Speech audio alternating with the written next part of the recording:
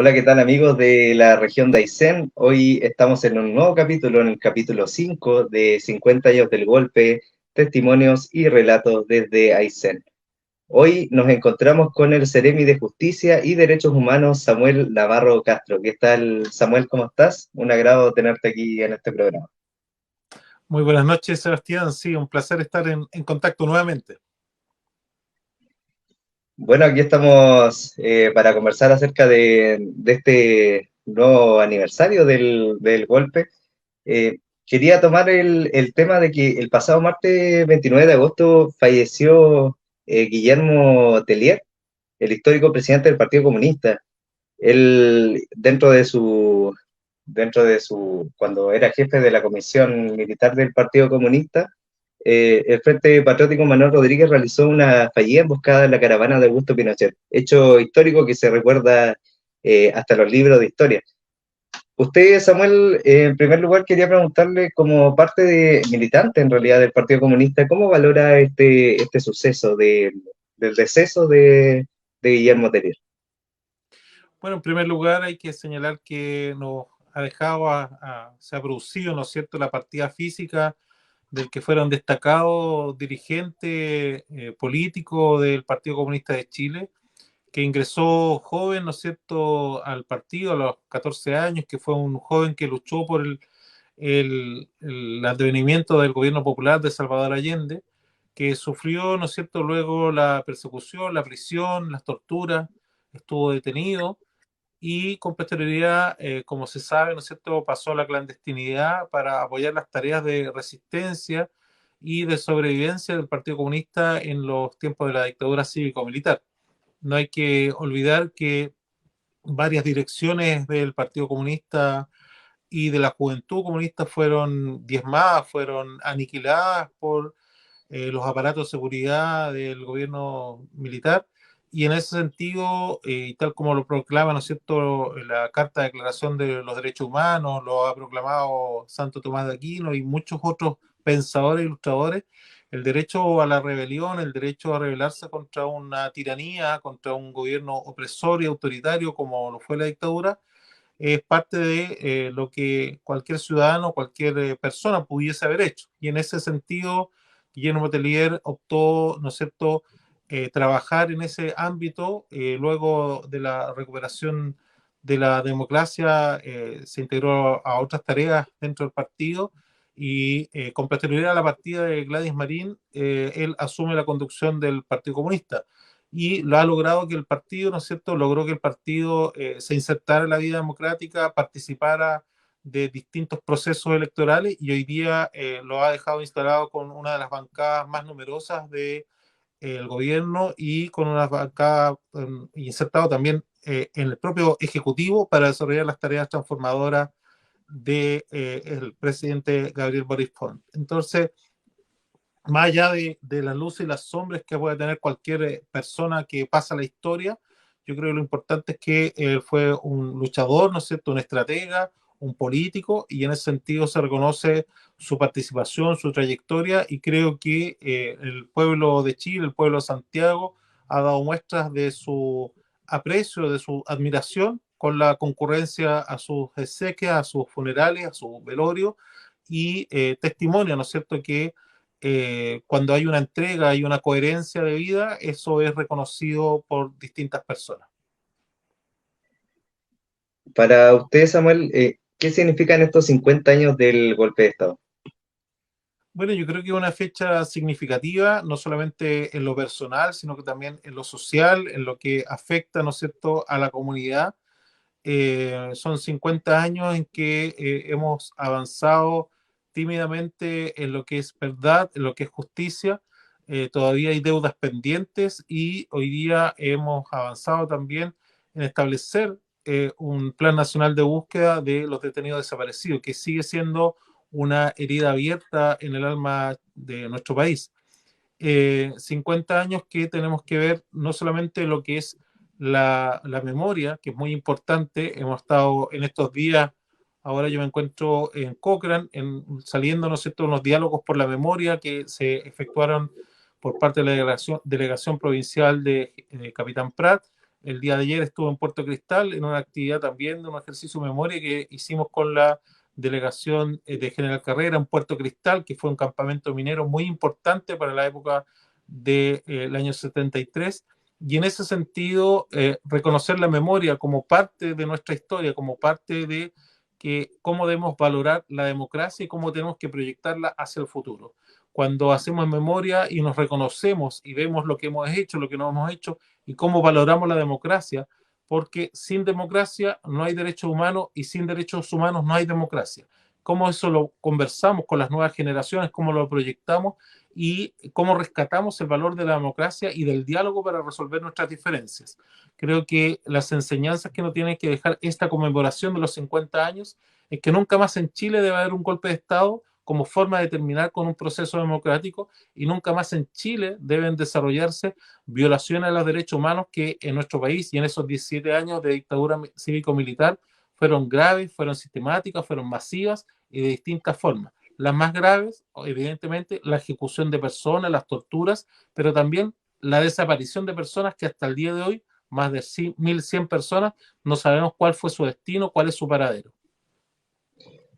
No es menor que de esas personas tampoco, o sea, se saben así algunos nombres de culpables, pero no se han determinado cuáles son todos los culpables de esos mismos crímenes macabros que se realizaron en ese periodo.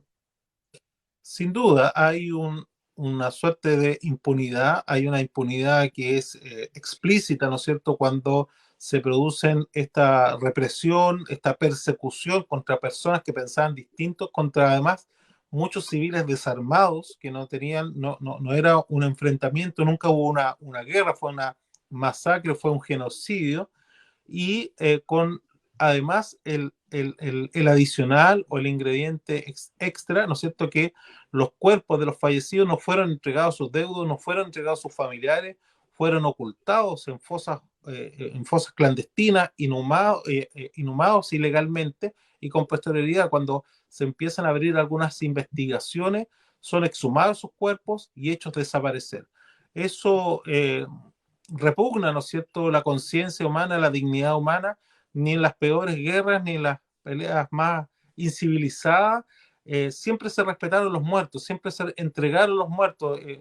Históricamente esto ha sido así, e incluso para las tradiciones culturales, religiosas, sociales, la entrega a los muertos, el hacer el tránsito del duelo, es una necesidad de una sociedad civilizada, y eso también ha sido una agravio a los derechos humanos de las víctimas, de los familiares. Samuel, ¿por qué cree que algunas de los cuerpos que no se sabe su paradero hasta el momento, por qué cree que esto sigue en secreto o quizás está como censurado el tema del Bueno, paradero? lo que siempre hemos supuesto, ¿no es cierto?, es que hay un pacto de silencio entre los ejecutores de estos crímenes, entre los que ordenaron la realización, entre los ejecutores, entre los que encubrieron estos crímenes, los que contribuyeron, ¿no es cierto?, y fueron cómplices también de los mismos, para tratar de expiar, ¿no es cierto?, para tratar de salvaguardar las culpas y las responsabilidades penales que pueden haber tenido. Y en ese sentido, hoy día la definición que hemos adoptado como política pública, ya que fue el Estado el responsable, el Estado fue el que violó los derechos humanos, el Estado a través de sus agentes, con recursos del Estado, con pistolas del Estado, con equipamiento del Estado, violó los derechos humanos, es el Estado el responsable en responder frente a los familiares. Han sido muchos años, muchas décadas en que han sido los propios familiares los que han cargado con esta responsabilidad, los que han llevado adelante las querellas judiciales, y hoy día el Estado tiene que asumir su responsabilidad y transformar esta necesidad y esta responsabilidad de dar una respuesta a las víctimas y a los familiares en una política pública permanente, y en eso estamos empeñados a través del Plan Nacional de Búsqueda de Verdad y Justicia. Cuéntenos precisamente de eso. Usted mencionaba el tema del Plan Nacional de Búsqueda, Verdad y Justicia, que últimamente se estableció como una política pública permanente. ¿De qué se trata eso? Bueno, hay que entender, ¿no es cierto?, que no debe depender del gobierno de turno y de su mayor o menor cercanía con esta problemática, si va a realizar o no va a realizar acciones. Y por eso que el presidente de la República firma un decreto promulgatorio donde establece un plan nacional de búsqueda de verdad y justicia, un plan que además ha sido trabajado con las víctimas, con los familiares, en más de 700 encuentros que hubieron a lo largo y ancho del país durante el año 2022 y parte del año 2023, con además trabajos de diálogo con las agrupaciones y con las personas no agrupadas para desarrollar este plan, que ha dado cuerpo a través de la aprobación de un comité interministerial donde participan distintas reparticiones públicas para avanzar en esta, valga la redundancia, política pública permanente. Este decreto promulgatorio lo que hace primero es avanzar en un objetivo que parece sencillo, pero que es muy importante y muy relevante: establecer las trayectorias de las víctimas de desaparición forzada. ¿Quiénes eran? ¿Qué familias componían? ¿Qué trabajos realizaban? ¿Qué oficios desempeñaban? ¿Dónde estaban sus hogares? ¿Dónde estaban sus relaciones personales y sociales? ¿Quiénes eran? ¿Por qué fueron víctimas de violación a los derechos humanos? Y a partir de allí, un segundo objetivo, ¿no es cierto?, avanzar en encontrar los restos, el paradero, cuál fue el destino de esas personas que fueron detenidas, probablemente torturadas, ejecutadas y posteriormente desaparecidas, para avanzar, ¿no es cierto?, en verdad, avanzar también en justicia, también en memoria, para no repetición de estos hechos. Todo lo que nos ayude en esa línea de trabajo, en esa persecución y que sea permanente. Lo es en Argentina, que incluso en gobiernos de derecha han avanzado en esa materia, y queremos que en Chile no quedarnos atrás y avanzar también en verdad, en justicia, en memoria, para no repetición de estos hechos. De hecho, es extraño porque en otros países, como usted mencionaba, así en Argentina, como que ya la mayoría de esos hechos ya se sabe la verdad acerca de lo que sucedió. Y en Chile todavía sigue siendo un misterio algunas desapariciones y muertes. Sí, yo creo que han habido algunos avances todavía insuficientes. Lo fue, ¿no es cierto?, el informe RETIC, que estableció, fue un primer avance en ese sentido. El informe Balish fue un complemento. Y hoy día, a través del Plan Nacional de Búsqueda, donde también un primer paso es tratar de sistematizar y poder relacionar distintas informaciones que se encuentran en distintas, desagregadas, ¿no es cierto?, desperdigadas en distintas instituciones públicas y privadas, para hacer este check, porque eso nos va a permitir cruzar bases de datos, cruzar información, para avanzar en reconstruir estas historias, reconstruir estas trayectorias y circunstancias de la desaparición. Probablemente, a partir de ese cruce de información, vamos a poder o ampliar querellas o interponer nuevas querellas para establecer verdad y justicia, y en algunos casos posiblemente avanzar para, si es necesario, poder buscar en algunos sitios, en algunos lugares que nos permitan, ojalá, dar con el paradero de los restos de los detenidos desaparecidos. Hablando de eso, Samuel, recientemente fue el tema de que la Corte Suprema condenó a 7 militares por el secuestro y homicidio de Víctor Jara, y también el jefe de prisiones, Litré Quiroga. ¿Cuál es su opinión respecto a este tema? ¿Usted cree que, o sea, por qué se tardó tanto en dar esta sentencia? Bueno, ahí hay un ejemplo lamentable, pero muy simbólico, en el caso de Víctor Jara y Litre Quiroga, en que fueron ellos detenidos, ¿no es cierto? Fueron sometidos a tortura en el Estadio Chile, hoy llamado Estadio Víctor Jara. Luego son asesinados, ejecutados, y sus cuerpos son lanzados en una vía férrea en el sector de Los Pejos, ¿no es cierto?, en las afueras del cementerio metropolitano en Santiago, sino por pobladores que los encuentran y logran hacerlos llegar al servicio médico legal, y por la participación de funcionarios del servicio médico legal y el registro civil, no se hubiera podido identificar y lograr saber quién era esa persona que había sido abandonada. Y allí revela, ¿no es cierto?, que este manto de ocultamiento, de impunidad, primero hubo alguna suerte de investigación en la Fiscalía Militar, que evidentemente cerró esa investigación, y luego, con mayores antecedentes, se pudieron reabrir causas, y ahí también necesitamos la voluntad del Poder Judicial, que lamentablemente no tuvo todo el respaldo y toda la audacia para poder hacer que le correspondía hacer durante la época de la dictadura. De hecho, hay un reconocimiento por parte de la Corte Suprema muy posterior respecto a las omisiones o lo que no se hizo durante ese tiempo, pero además hay que entender que estas investigaciones o que estos procesos judiciales se hacen con la ley procesal antigua, que tiene otros ritmos y otras formas un poco más burocráticas de poder proceder. Y ello nos lleva a este caso que es emblemático, que luego de casi 50 años, Víctor Jara se sitúa su muerte entre el 16 y 17 de septiembre del año 73, o sea, 5 días posterior a su detención.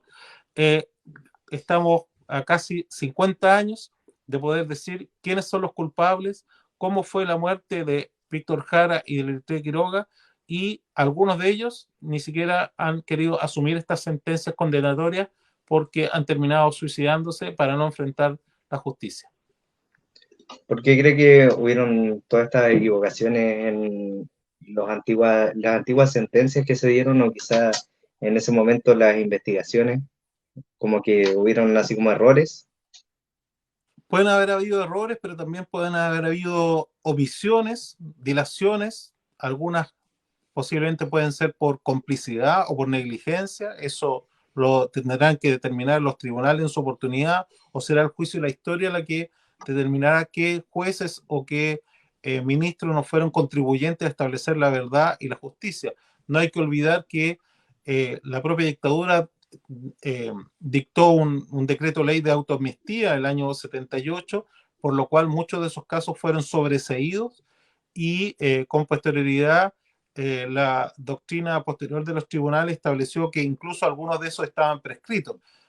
Muy contemporáneamente, muy en los años, las últimas 2 décadas han avanzado los procesos porque se ha hecho prevalecer el derecho internacional de los derechos humanos, que señala que para estos casos de violaciones a los derechos humanos no hay amnistía, no hay prescripción, por lo tanto pueden seguirse investigando. Solamente para aclarar, la amnistía, ¿no es cierto?, es una resolución que establece un órgano legislativo donde borra el delito, en el fondo no se puede investigar porque se establece que los hechos que allí ocurrieron no pueden ser objeto de investigación, por lo tanto, por eso se habla que en el año 78 la propia dictadura se dicta una ley de autoamnistía. Es como yo cometí un error, ¿no es cierto?, cometí un delito, un crimen, y yo digo, ese delito, crimen no lo vamos a investigar para asegurar la paz social. En realidad fue un beneficio propio, y ahí evidentemente hay un vicio de origen, de ilegitimidad y de ilegalidad. Y la prescripción es una forma de extinguir acciones o derechos, y es una institución que viene incluso del derecho romano y que en algunos casos se aplica para materias civiles o penales para no poder investigar o sancionar hechos que han ocurrido con determinado tiempo de anterioridad. En ambos casos, la amnistía y la prescripción se ocupan para situaciones comunes y corrientes, pero la doctrina internacional de los derechos humanos ha señalado que no existe ni amnistía ni prescripción para este tipo de hechos, y eso se ha venido configurando después de la Segunda Guerra Mundial en adelante, y es una norma civilizatoria porque la sociedad entiende y el mundo entiende que esto es tan repugnante, estos hechos son tan graves, que violentan la conciencia humana, que no pueden ser objeto ni de amnistía ni de prescripción, y en cualquier momento en que se determinen, corresponde sancionarlos. Perfecto, Samuel. Y bueno, estos 7 militares fueron condenados a 25 años. ¿Usted cree que esto es muy poco relacionado con el crimen que cometieron, obviamente? Yo creo que siempre cualquier hecho que sea significativo de un crimen, de un homicidio, en las circunstancias que sean, pero cualquier homicidio, yo creo que la resolución y la pena siempre va a ser insuficiente, probablemente nunca va a ser proporcional a los hechos acaecidos, cometidos. En algunas legislaciones se sostiene que la pena de muerte puede ser un castigo asociado. En nuestro país está derogada la pena de muerte, se establecen ciertas sanciones que están establecidas en nuestro Código Penal, y más allá de que uno las pueda entender como suficientes o insuficientes, son las sanciones que están acorde al derecho. Y en este sentido, los homicidios calificados o el secuestro calificado por los cuales fueron condenados estos militares se corresponden, ¿no es cierto?, con los rangos que establece nuestra legislación y para los cuales están previstos para este tipo de hechos como lo que hemos conocido. No hay muertes más graves que otras, o sea, la muerte es muerte, ya sea que haya sido de un disparo o de 40 disparos, como en el caso de Víctor Jara y Litre Quiroga, y en ese sentido el juez ha establecido o el ministro en visita ha establecido lo que corresponde de acuerdo a la legislación chilena. ¿Qué le parece el hecho de que uno de los condenados, Hernán Chacón Soto, se suicidó previamente tras saber de esta condena? Bueno, yo me remito, ¿no es cierto?, a lo que uno entiende, ¿no es cierto? Cuando yo soy responsable de un hecho, uno tiene que asumir las consecuencias de esos hechos. Y en ese sentido, muestra un poco la calidad humana de esta persona que no quiere enfrentar lo que es su condena, que era pasar 25 años en presidio. Y lamentablemente queda esta sensación de que fue condenado legalmente, pero que no va a cumplir su condena. Ahí yo creo que también puede uno y tener un juicio personal respecto a la estatura moral o no de los autores de estos crímenes, pero lo cierto es que al menos desde el punto de vista judicial está establecida una sanción y eso es lo que va a quedar no solamente en los tribunales, sino para el juicio de la historia de cómo fue y quiénes fueron los que asesinaron a Víctor Jara y a Litre Quiroga. Pasando al tema de también existen algunas contradicciones con los temas de los crímenes realizados durante la dictadura en la región de Aysén, como por ejemplo el caso de Ervin Altamirano. ¿Qué, qué opinión le merece estos hechos de que se digan algunas cosas? Por ejemplo, se dice que se le aplicó la ley de fuga, pero por otro lado también dicen que eh, el teniente Rojas es el que estuvo amenazándolo en esos momentos y él lo tuvo ahí en el calabozo y él murió en el calabozo. Bueno, primero hay que entender que la ley de fuga fue una invención de parte de la dictadura militar para aplicar, ¿no es cierto?, una suerte de ejecución sumaria respecto a las personas que estaban bajo su detención y bajo su control. Todos los casos que se conocen, o la gran mayoría de los casos que se conocen en que se aplicó la ley de fuga, fue en contexto de personas que ya estaban detenidas, reducidas, probablemente torturadas, y que en algún momento se les dice que están liberadas y se les asesina por la espalda. En ese sentido, hay que entender que fue una suerte de justificación jurídica inventar el delito de fuga para poder matar impunemente. Y allí uno piensa cómo la ley, ¿no es cierto?, el derecho se trata de revestir, de dar un manto de legitimidad a ciertas acciones que algunos parece ya tenían previstas o dispuestas con anterioridad. Eh, el control del país se obtiene horas, incluso días siguientes al golpe de Estado. No hubo mayor resistencia. Si bien es cierto, hubo algunos conatos de resistencia en algunas zonas muy marginales. La mayoría de las personas que eran adictas o adherentes del gobierno de la Unidad Popular no ofrecieron mayor resistencia. Algunos incluso se presentan voluntariamente a los llamados de los bandos militares. Otros, entendiendo cómo actuaban estas personas, se escondieron, pasaron en la clandestinidad o algunos logran cruzar la frontera.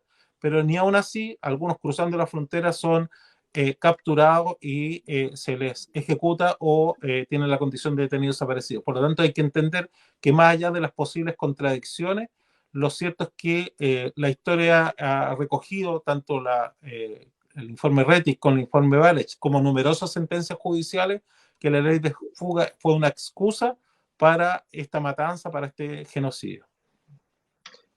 Hablando de eso, de las personas que migran a Argentina y luego se les trae de vuelta a Chile, en este caso a Coyhaique, que es la región de Aysén, ¿qué le parece el caso de Juan Vera Oyarzún?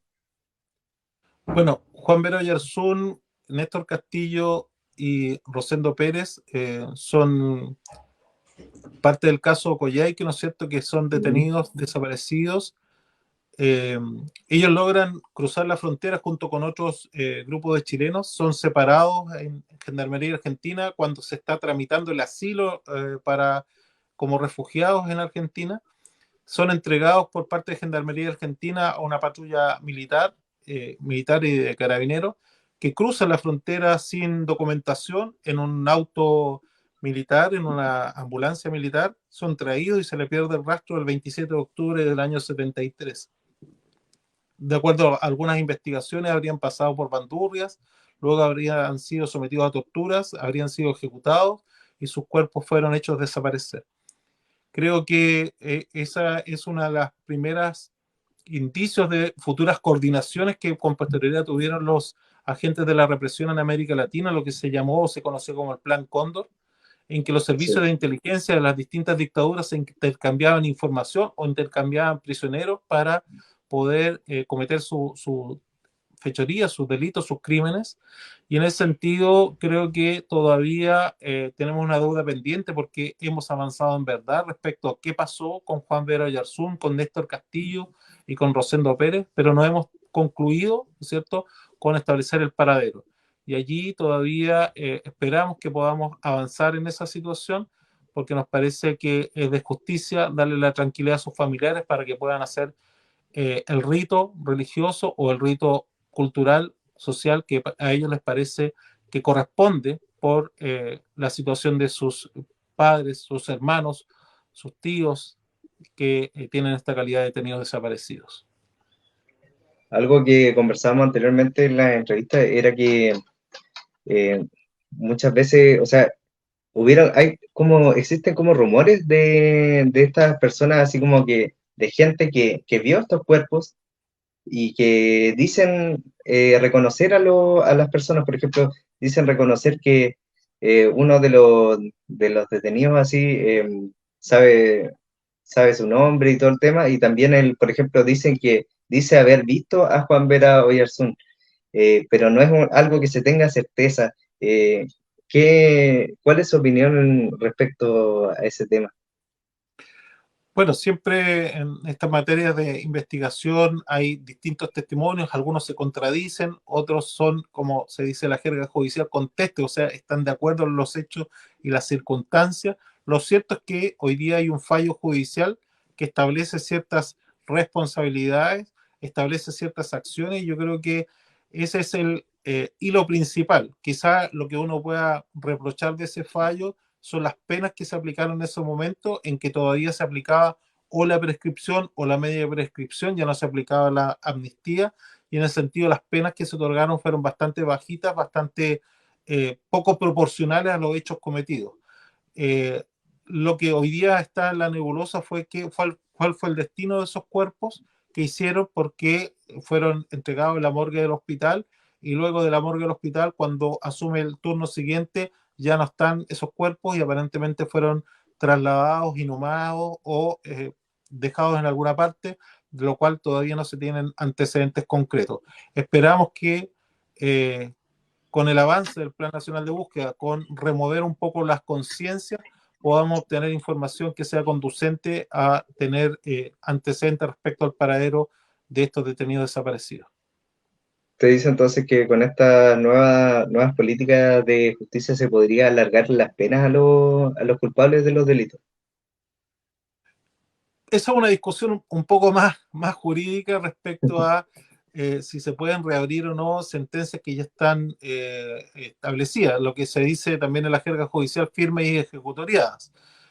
Algunos señalan que no se podrían reabrir casos, que ya hay una sentencia firme y ejecutoriada.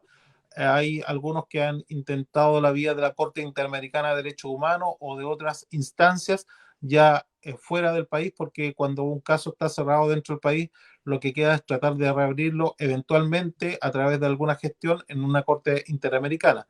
Todo va a depender también de los antecedentes que se puedan proporcionar y de los esfuerzos jurídicos y judicial que puedan haber al respecto.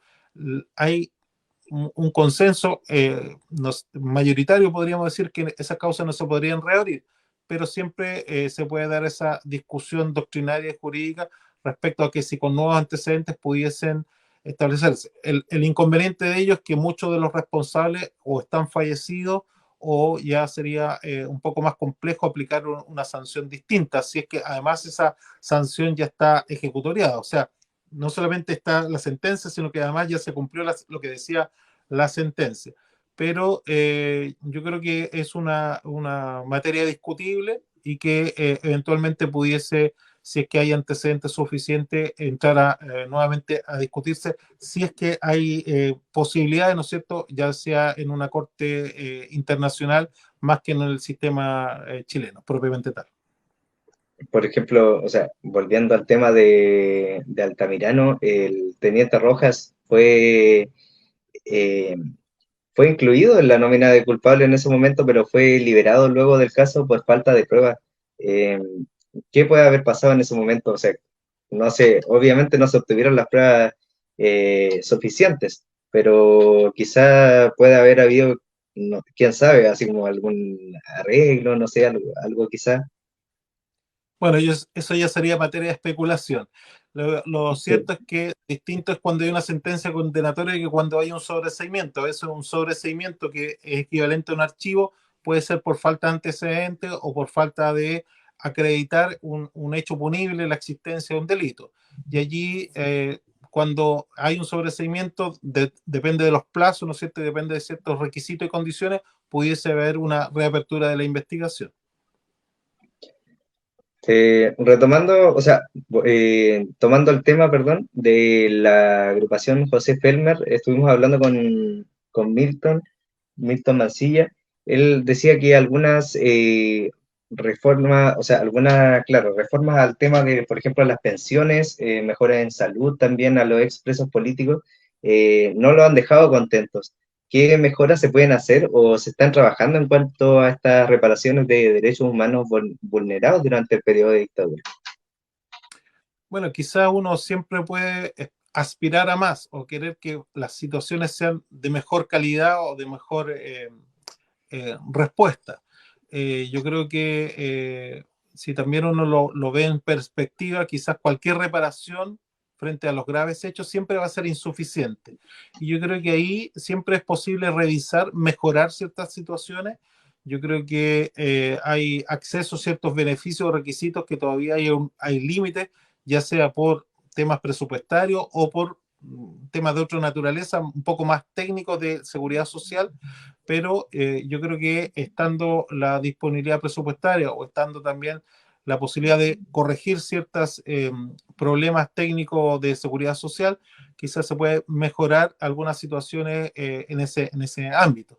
Yo creo que siempre uno aspira a que sean de mejor entidad o calidad las reparaciones en este ámbito económico o social, pero también hay que ver las limitaciones que a veces se tienen como Estado para tener los recursos, porque cuando hablamos de reparación también tiene que ser con gasto corriente, con ingresos permanentes, y eso también juega a veces en contra de esta mejora que eh, puede estimarse que es legítima, pero hay que ver la situación concreta para poder aspirar a una mejora que sea real y que no sea solamente de papel, sino que sea efectiva. Respecto a esto mismo, Samuel, ¿qué otros aspectos se están trabajando en el- en la Seremía de Justicia y Derechos Humanos? En relación Cuanto, a la sí, conmemoración, en relación a esto de las condenaciones y los casos que han ocurrido, o sea, que ocurrieron durante la dictadura. bueno, en lo concreto nosotros estamos apoyando todas las actividades de conmemoración que están haciendo las distintas agrupaciones de derechos humanos. Estamos también trabajando una actividad, un ejercicio de memoria y de reconocimiento junto con el Instituto Nacional de Derechos Humanos que vamos a realizar entre el 11 y el 15 de septiembre. Vamos a hacer el día 11 una actividad que va a quedar una muestra permanente en el Centro Cultural de Coyhaique y estamos también eh, recibiendo, ¿no es cierto?, las distintas informaciones, asesoría y orientación en materia de derechos humanos que puedan presentar familiares, ya sean a través de la agrupación o directamente. Recientemente estuvimos asesorando a una eh, ciudadana de la región de Aysén que sufrió, por ejemplo, un posible secuestro y adopción irregular de su bebé nacido en dictadura. Son casos que también han tenido un conocimiento un poco más contemporáneo, no solamente en Coyhaique, que en la región de Aysén, sino que a lo largo del país. Se estima y se calcula por las agrupaciones de derechos humanos más de 20.000 adopciones irregulares en que confluyen diversas entidades y personalidades. Algunas fueron incluso bebés que fueron enviados al extranjero y que son una materia de especial preocupación y de especial, ¿no es cierto?, afectación, porque a muchas de estas madres les dijeron que sus bebés habían muerto o habían nacido muertos y no hay constancia, no hay registro de esas muertes, y en ese sentido también estamos contribuyendo y colaborando para poder esclarecer esos hechos. En algunos casos hay eh, personas ligadas a los tribunales de la época, asistentes sociales, enfermeras, médicos, incluso algunos religiosas o religiosas que contribuyeron a esa situación de secuestro y o adopción irregular de bebés. Entonces también son materias que se están develando, se están investigando y ojalá se pueda reencontrar. Subimos hace poco de un caso de un abogado que fue adoptado en Virginia, en Estados Unidos, que reencontró a su familia en Valdivia. Así que también allí hay situaciones de violación a los derechos humanos que también son graves, que también hieren el alma nacional, porque lo que hacen es afectar a las personas, afectan, ¿no es cierto?, en ese aprovechamiento, en esa superioridad, ¿no es cierto?, de el poder que permite que incluso situaciones de esta naturaleza todavía sigan repercutiendo en las familias chilenas. De hecho, le están arrebatando el derecho a estar ahí, o sea, con su familia sanguínea, por decirlo así. Existen muchos casos de personas que luego ahora, cuando ya son adultos, reconocen a su familia, vuelven a Chile y reconocen a su familia y ellos fueron enviados al extranjero en ese momento. Así es, me tocó hace muy pocas semanas atrás estar con una mamá que luego de ver un reportaje en televisión hizo como el clic, hizo como, ¿no es cierto?, que a ella le había pasado una situación muy similar y está su caso siendo investigado por un ministro en visita de la Corte de Apelaciones de Santiago. Así que necesitaba orientación, asistencia jurídica, así que colaboramos en ese aspecto y vamos a estarla acompañando en ese proceso, más allá que probablemente va a tener una asistencia de un abogado particular, pero desde la Seremía de Justicia y Derechos Humanos vamos a estar apoyando, orientando y trabajando también en ese ámbito. También en lo que estábamos conversando recién del Plan Nacional de Búsqueda, si a propósito de este plan también llegan a haber información nueva que se vaya aportando, va a ser canalizada a través de la Seremía de Justicia a el programa de Derechos Humanos de la Subsecretaría de Derechos Humanos del Ministerio de Justicia para el efecto de esta sistematización de esta repositorio donde se va a recoger toda la información que nos permita avanzar en verdad y en justicia. Samuel, volviendo al tema de todo lo que ha sucedió, perdón, durante este periodo de dictadura, ¿cómo valoran las secuelas que han quedado del golpe de Estado? Bueno, yo creo que hay distintas fases y etapas. Yo creo que conversábamos hace poco, probablemente un 70% de la población actual de Chile no vivió en dictadura o nació después de la dictadura, no sufrió directamente los hechos de la dictadura, pero sí sufre las secuelas de la dictadura. La dictadura, si bien es cierto, tiene un componente importante de violación a los derechos humanos. No es una violación a los derechos humanos aséptica o neutral, es una violación de derechos humanos donde además se construye un relato político, social y económico distinto, del cual todos vivimos las secuelas en otra forma, en un otro grado. Y ahí lo importante es cómo rescatar la historia personal, la historia social, la historia familiar, que nos permita también este diálogo que hoy día, por ejemplo, lo estamos teniendo a través de este medio, pero estos diálogos que hemos estado haciendo por distintas partes para, primero, reconocerse y reconocernos que esto es parte de nuestra historia, que esto nos ocurrió, que los desaparecidos nos faltan a todos, no solamente a sus familias, que tenemos también, cargamos, ¿no es cierto?, con cierta historia, pero también que tenemos que valorar la democracia como un instrumento de vivir en sociedad civilizadamente. Que podemos tener diferencias, podemos pensar distinto, que podemos a lo mejor tener distintas orientaciones, pero los problemas que tengamos, resolverlos a través del diálogo y de la democracia y con pleno respeto a los derechos humanos. Que tenemos que llegar a la convicción que más allá de nuestras diferencias, podemos procesarlas, podemos resolverlas, pero nunca más permitir que haya un golpe de Estado, justificar un golpe de Estado o negar la existencia de la violación de los derechos humanos. Yo creo que ese punto de partida que tenemos que construir como sociedad debe ser reparador de las secuelas que podamos tener. Yo me recuerdo en mi infancia, probablemente haber tenido unos 3 años para el golpe de Estado, pero haber tenido unos 4 o 5, estar tratando de cantar una canción y que mi mamá me dice, no cantes esa canción porque es peligroso y te pueden llevar detenido por cantar esa canción.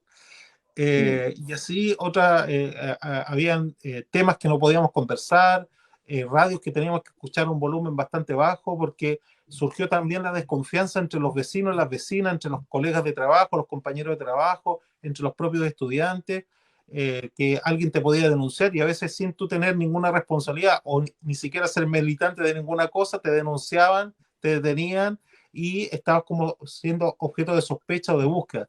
Entonces, esas cosas o el vivir sin poder asociarte, sin poder decir tu opinión, yo creo que son hechos que nos tienen que hacer reflexionar que nunca más como sociedad debemos vivirlo. Y para eso tenemos que saber que existió, que no son aceptables y nunca relativizarlo ni negarlo, para poder construir una sociedad democrática donde estemos todos y todas y podamos resolver nuestras diferencias a través de las reglas democráticas. De hecho, muchas personas creen que esto como no es necesario seguirlo recordando o quizá hay que dejarlo así como dejar el pasado atrás, como una cosa así. ¿Qué, qué opinión le merece ese tema? Algunas personas no quieren seguir recordando esto y, o sea, usted mismo enfatizaba en el tema de que es importante rescatar esta memoria de los hechos que sucedieron para no volver a repetirlo. Efectivamente, hay una frase que está escrita en lo que fue el sector de detención ahí en el Estadio Nacional de Santiago de Chile, ¿no es cierto? Que dice: un pueblo sin memoria está condenado a repetir la historia. Uno no puede, cuando uno esconde los Exactamente. hechos, los mete bajo la alfombra o trata, y a veces nos pasa la vida personal, no, esto no importa. La memoria, los porfiados hechos vuelven siempre y nos golpean directamente. Yo creo que tenemos que tener la madurez como país, y eso es el llamado en estos 50 años, la madurez como país para procesar estos hechos, para hacerlos propios, para además tomar las enseñanzas. O sea, yo creo que no hay ninguna causa que justifique un golpe militar. O sea, yo creo que si llegamos a ese consenso como sociedad, que bajo ningún concepto, bajo ninguna circunstancia, vamos a aceptar nuevamente un golpe de Estado que venga a quebrar la democracia y que vaya un sector a estar por sobre el otro, o que se naturalice o se normalice las violaciones a los derechos humanos, un estado de sitio, el exilio, la tortura, agentes de seguridad, cuarteles secretos de la CNI o de la DINA, incluso atentados terroristas en el extranjero que están documentados y que están establecidos en sentencias judiciales. Yo creo que si nos reconocemos en ese sentido, y sea quien sea, cualquier persona, nunca más repetir estos hechos, nos va a permitir construir una sociedad más sana. Cuando tú tienes una herida, ¿no es cierto? Y esa herida tú no la limpias y le haces la desinfección correspondiente y la curación correspondiente, esa herida va a seguir allí y puede seguir provocando nuevas heridas o nuevos dolores. Por lo tanto, el llamado siempre es a hablarnos con verdad, con franqueza, con respeto, con diálogo, pero haciendo común nuestro pasado, que es lo que tiene que enorgullecer. ¿Cuál fue nuestra historia y cómo la superamos y cómo seguimos trabajando para que nunca más se puedan repetir estos hechos? Que al final son hechos que son parte de la historia, no se pueden borrar. Es como cualquier hecho histórico que, por ejemplo, el combate naval de Iquique, cualquier cosa así. O sea, independiente que haya sido demasiado macabro, sí, pero es parte de la historia, no se puede tachar. Sin duda, y por eso también es parte de lo que hemos construido, tener sitios de memoria, tener lugares donde se puede conocer esta historia.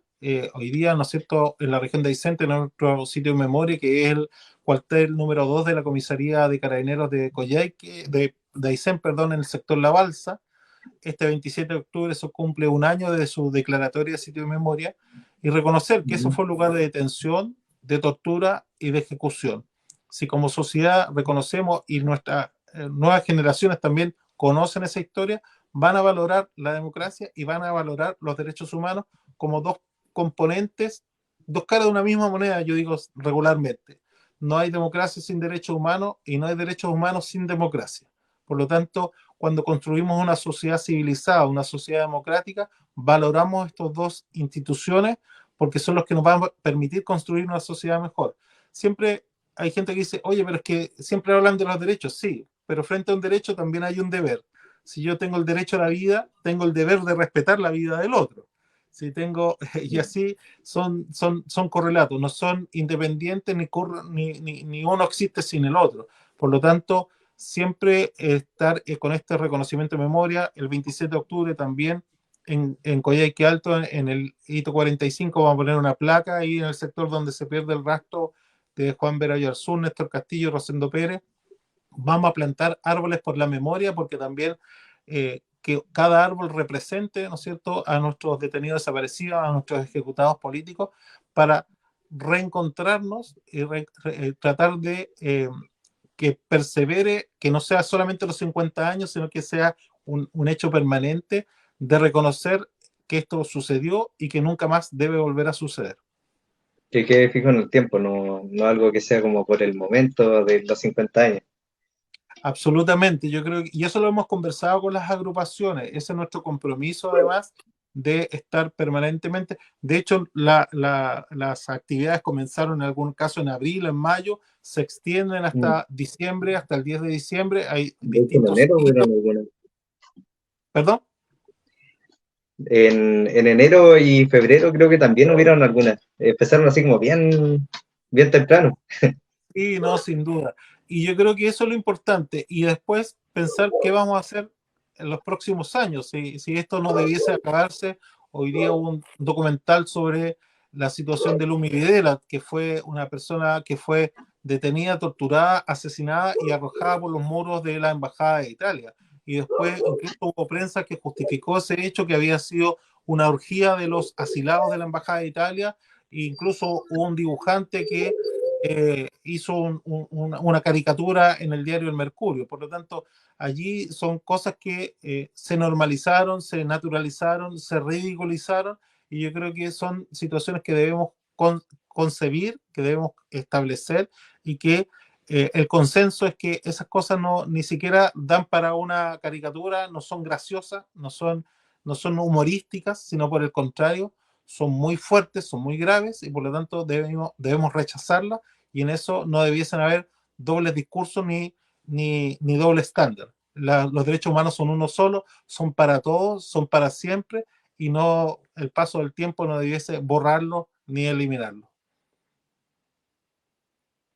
Samuel, tú nos decías un poco del tema de las actividades que se están realizando, pero ya para cerrar, así, ¿qué otras actividades son las que se están, bueno, tú estuviste en Puerto Cristal ayer, hoy día estás en Cochrane, y después, ¿qué es lo que se va a seguir realizando a lo largo de la región por la conmemoración de los 50 años?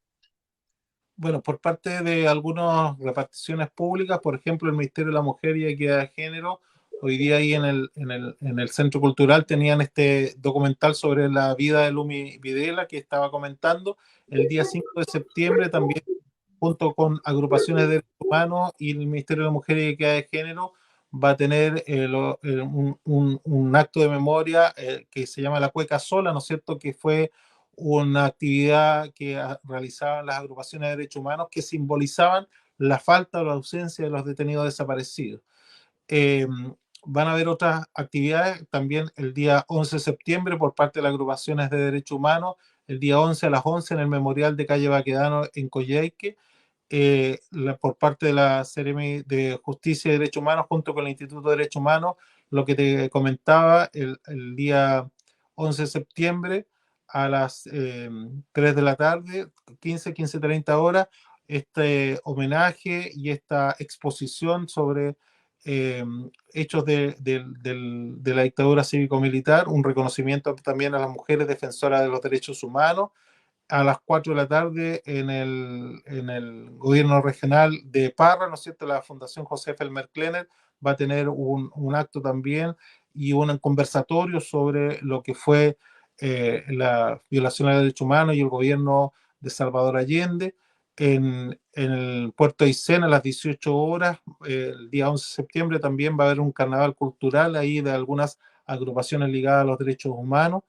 Van a haber otras actividades el 27 de octubre, lo que te comentaba, el hito, en la placa en el hito 45 y la actividad conmemoratoria del primer año de la declaratoria del sitio de memoria en Puerto Aysén.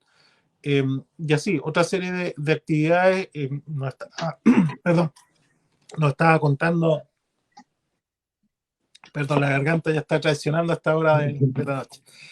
Nos estaba contando la delegada de Capitán Prat, la señora Marta Montiel, ¿no es cierto?, que también están organizando algunas actividades próximamente acá también en la provincia, lo propio también el delegado de General Carrera, Cristóbal Barceló, también nos estaba comentando que todavía ellos también están organizando algunas actividades en Puerto Aysén. El delegado Jorge Díaz Guzmán también tiene alguna serie de actividades. Son agendas que van a ser públicas, la idea es que la puedan estar consultando, más allá de que en cada servicio público va a tener distintos tipos de actividades, más las que puedan hacer las propias agrupaciones de derechos humanos y por supuesto también la sociedad civil, los partidos políticos que también van a tener sus propias actividades y acciones. Al menos las del gobierno están más o menos calendarizadas y hay algunas, probablemente hay algunos topes de día, esperamos no de horario, para que se pueda participar de todas y cada una de ellas.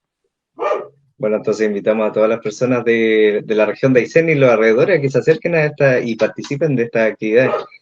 Samuel, ya para finalizar, ¿algunas palabras que le quieras dedicar a nuestro público? No, solamente reiterar los conceptos que hoy día estamos y que hemos desarrollado durante esta entrevista, ¿no es cierto? Memoria, democracia y futuro son los conceptos que queremos que trasciendan.